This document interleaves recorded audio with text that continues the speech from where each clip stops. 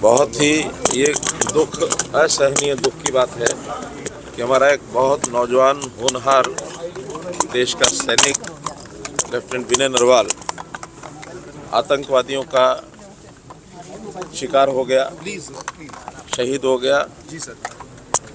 उनके परिवार के लोगों को मिलने का लिए मैं आज आया हूँ। स्वाभाविक है, हम सबको जब जना कष्ट है, दुख है, मन में पीड़ा है, परिवार के लोगों को होना स्वाभाविक है। परिवार ने बहुत ही एक प्रकार से बड़े अरमान होते हैं कि बेटे को पाल पोस करके और एक अच्छे मुकाम पर उसको पहुंचाया है। देश की सेवा के लिए लंबे समय तक उसने सेवा करनी थी, लेकिन जिस प्रकार की घिनौनी हरकत हुई है, आतंकवादियों ने की है, इसकी मैं निंदा करता हूँ, घोर निंदा करता हूँ।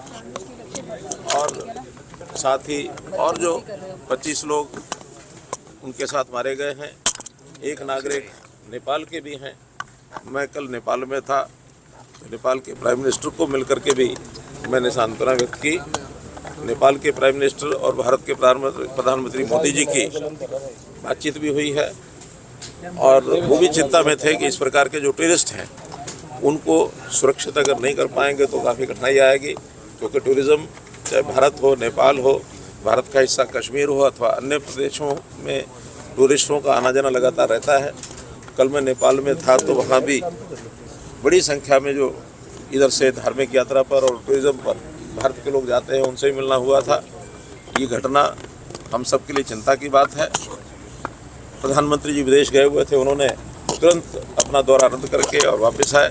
कल दिन भर बैठकें चली, आपसी बातचीत हुई और कल कैबिनेट की जो सिक्योरिटी कमेटी है, कैबिनेट कमेटी और सिक्योरिटी, उनकी मीटिंग हुई है। और जो पाकिस्तान के खिलाफ जिस प्रकार के वहाँ कदम उठाए गए हैं हमारे एक्सटर्नल अफेयर मिनिस्ट्री ने, बहुत सख्त कदम है, इनको कोई बहुत हल्के से न ले। पाकिस्तान के हाई कमीशन को यहाँ से खाली करने के लिए कह दिया गया है। हमारे जो उच्चायोग पाकिस्तान में था उनको वापस बुला लिया गया है। अटारी बॉर्डर उसको बंद कर दिया गया है। किसी भी पाकिस्तानी नागरिक को कोई वीज़ा नहीं दिया जाएगा। जो पहले से वीज़ा पर यहाँ आए हुए हैं उनको भी 1 मई से पहले यहाँ से जाने के लिए कह दिया गया है। और सबसे बड़ा जो एक विषय है जो वर्षों से जिसका लाभ पाकिस्तान उठाता था, वो सिंधु जल समझौता, उसको अब एबियंस में रख दिया गया है।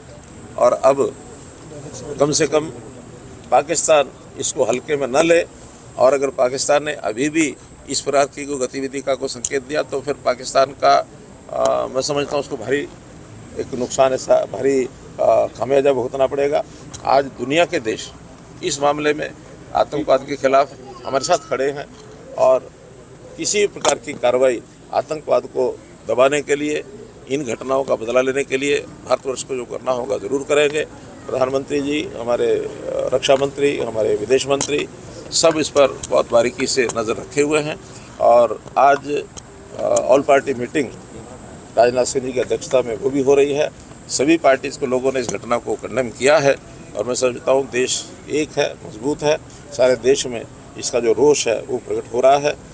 एक विषय और जो नई बात ध्यान में आई है कि अभी तक आतंकवाद के खिलाफ कश्मीर के लोग नहीं दिखाई देते थे, लेकिन पहली बार ये भी है कि कश्मीर के लोग आतंकवाद के खिलाफ आज बोले हैं। यानी कल उनके बाज़ार भी बंद थे। आगे से आतंकवाद को कश्मीर के लोग भी सहन नहीं करेंगे। कश्मीर पुनः शांति के रास्ते पर, जैसे काफ़ी समय से 370 हटने के बाद आया है, उस रास्ते पर ही बढ़ेगा। और ऐसी गतिविधियों को हम हर कीमत पर रोकने का प्रयत्न करेंगे। आप भी कुछ ऐलान कर रहे थे, सड़क की बात कर रहे थे, कुछ अभी परिवार के लोगों से बात हुई है, तो भी क्योंकि हरियाणा सरकार की ओर से ये कदम सब होने हैं, मैं मुख्यमंत्री से बात करूंगा और बात करके उचित कोई ना कोई, क्योंकि विनय नरवाल का नाम अमर रहे, उनके नाम से करनाल में जो भी कोई घोषणाएँ करनी होंगी वो हम बाद में करेंगे। क्योंकि अभी परिवार एक प्रकार से जो इस समय 10 दिन का 12 दिन का जो भी शोक का कार्यकाल है, उस कार्यकाल के समाप्त होने के बाद इन सारी चीज़ों पर सर, कुछ लोग वहाँ पर फंसे हुए हैं श्रीनगर में, कुछ लोग श्रीनगर में फंसे हुए हैं। उनकी मांग है कि हमें वहाँ से निकाला जाए स्पेशल फ्लाइट के जरिए। टिकटों के रेट 35-35 हज़ार रुपये हो गए। कल लाइव इंटरव्यू हुआ है श्रीनगर से। कल रात्रि को हमारे जो उड्डयन मंत्री नायडू जी, राममोहन नायडू जी ने मीटिंग ली है सभी अधिकारियों की, और उनको चेता दिया गया है कि इस अवसर का कोई एयरलाइंस लाभ न उठाए। जो सामान्य किराया है उसी किराए से उन लोगों को वापस दिल्ली और मुंबई के लिए स्पेशल फ़्लाइट्स एयर इंडिया की भी 2 तय कर दी गई हैं, और ऐसे ही 2 दूसरी प्राइवेट एयरलाइंस की उन्होंने भी, शायद इंडिगो है या कौन सी, उन्होंने भी तय कर दी हैं। और भी आवश्यकता होगी तो स्पेयर एरोप्लेन्स उनको खड़ा किया गया है, ताकि जितनी जितनी आवश्यकता होगी उन लोगों को वहाँ से इवैक्यूएट करने आएगी वो जरूर करेंगे।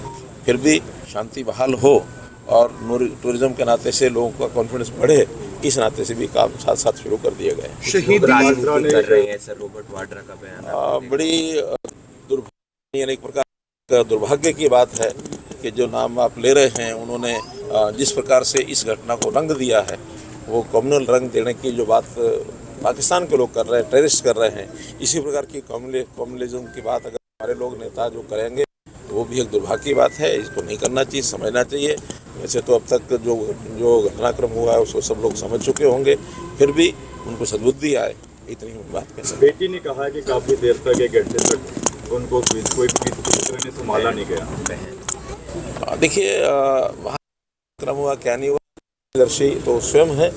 फिर भी उन्होंने जो बात कही है इसका नोटिस सरकार भी लेगी, आर्मी के लोग भी लेंगे, बाकी भी लेंगे, और कोई सावधानी कोई ज़्यादा बरतने की आवश्यकता होगी जरूर बरती जाएगी। सर, शहीदी का दर्जा मिल सकता है विनय नरवाल को, कुछ ऐसा कोशिश करेंगे? कुछ केंद्र सरकार की पॉलिसी नीति होती है, क्योंकि प्रत्यक्ष जब युद्ध होता है तब तो मिलता ही है, लेकिन ये चूँकि प्रत्यक्ष युद्ध नहीं है, आतंकवादियों का एक बर्बरतापूर्ण एक अटैक है, तो इसमें जो भी कोई भारत सरकार की नीति होगी उसके हिसाब से काम किया जाएगा। आपको नहीं लगता सर इस वक्त कुछ बड़ा करने की जरूरत है? ये भावना आम पब्लिक की है, शायद आपके मन में भी ऐसे विचार आते हैं। देखिए, चूँकि ये बहुत एक डिप्लोमेटिक बातें होती हैं, केंद्र सरकार की ओर से बड़ा ध्यान रखा हुआ है। प्रधानमंत्री जी ने अपने 2 दिन के सारे कार्यक्रम देश भर के जहाँ थे सब रद्द कर दिए हैं, और आज अभी ऑल पार्टी मीटिंग भी हो रही है।